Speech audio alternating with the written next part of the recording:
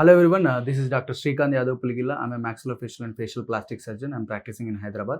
So today we will discuss about side effects of hair transplantation. So చాలా మంది ఎలాంటి side effects ఉంటాయి hair transplantation తో, hair transplantation వల్ల ఏమన్నా ఇబ్బంది కానీ హెల్త్ ఇష్యూస్ కానీ వచ్చే అవకాశం ఉందని ఒక క్వశ్చన్ అయితే చాలా మంది అడుగుతుంటారు. హెయిర్ ట్రాన్స్ప్లాంటేషన్ అనేది చాలా సేఫెస్ట్ అండ్ సింప్లెస్ట్ టెక్నిక్. ఇప్పుడున్న అడ్వాన్స్మెంట్ ఇన్ ద టెక్నాలజీలో కానీ టెక్నిక్ వైజ్ కానీ ప్రీవియస్ తో కంపేర్ చేసుకుంటే ఎలాంటి ఇబ్బంది లేకుండా కూడా హెయిర్ ట్రాన్స్ప్లాంటేషన్ చేయడం జరుగుతుంది. It is not a completely surgical అని చెప్పలేము.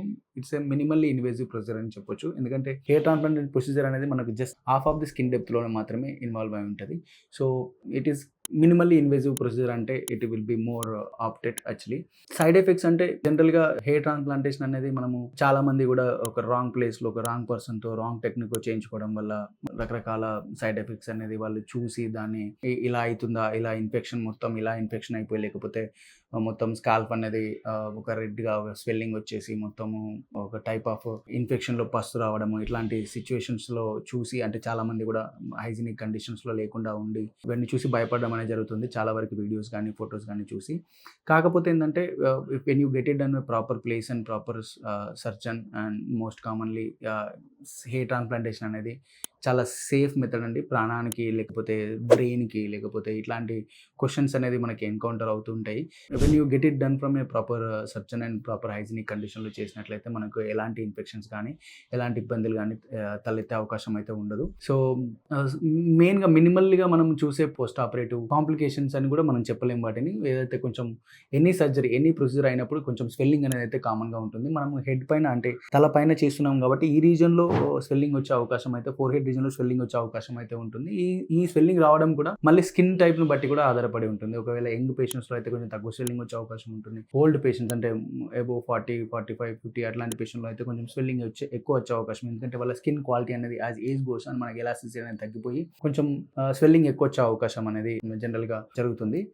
బట్ స్వెల్లింగ్ అనేది ఇట్స్ ఎ టెంపరీ థింగ్ అండి. అది ఆబ్వియస్లీ మళ్ళీ మనం ఒక 2-3 days టైం ఇస్తే ఇది స్వెల్లింగ్ అనేది కంప్లీట్గా తగ్గిపోవడం జరుగుతుంది. So swelling we can not consider as a complication or side effects because swelling అనేది it's a one of the sign or symptom for procedure అన్నట్టు. అంటే ఒక మనం సర్జికల్ ప్రొసీజర్ చేసినప్పుడు మినిమం స్వెల్లింగ్ అనేది కంపల్సరీగా ఉంటుంది జనరల్గా.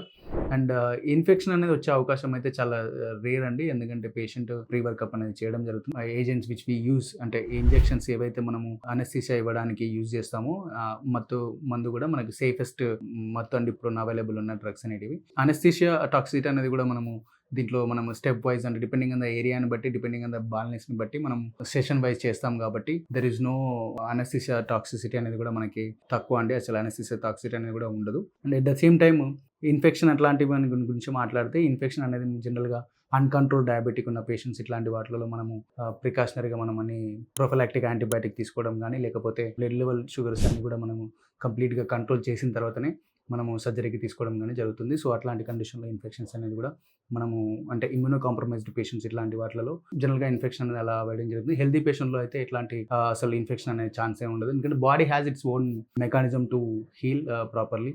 సో మనం దాన్ని యాంటీబయాటిక్ కవరేజ్తో ఎలాగైనా కవర్ చేస్తాం కాబట్టి మనం జనరల్గా ఇన్ఫెక్షన్ వచ్చే ఛాన్స్ అయితే కంప్లీట్గా లేదండి. సైడ్ ఎఫెక్ట్స్ అంటే ఇంకా ఎలాంటి సైడ్ ఎఫెక్ట్స్ ఉంటాయి అని మనము ఒక ఇమాజినేషన్లో మనం అనుకుంటే మ్యాక్సిమం హెయిర్ ట్రాన్స్ప్లాంటేషన్ ఫెయిల్యూర్ అయ్యే ఛాన్స్. ఫెయిల్యూర్ అంటే మనం failure it's a very broad term to use. ఎట్లా అంటే ఫెయిల్యూర్ అనేది ఏంటి, నెంబర్ ఆఫ్ గ్రాఫ్సా లేకపోతే కంప్లీట్గా పెట్టిన ఒక్క హెయిర్ కూడా రాకపోవడమా? So there are the different questions ఉంటాయండి.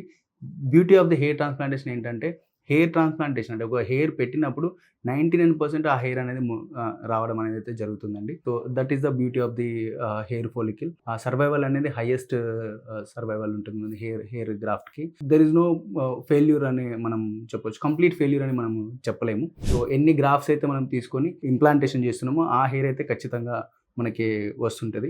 సో డెన్సిటీ అనేది depending on the person to person and depending on the baldness area and donor area వీటన్నిటిని బట్టి దాన్ని కన్సిడరేషన్లో తీసుకోవాల్సి వస్తుంది. So at the end of the day in my opinion hair transplantation is the most safest procedure. మనకి ఇప్పుడు available ఉన్న techniques and టెక్నాలజీతో there is no much problem with the hair transplantation. If you have any more questions, please comment in the comment box, and if you have more doubt, please reach out us, and thank you so much.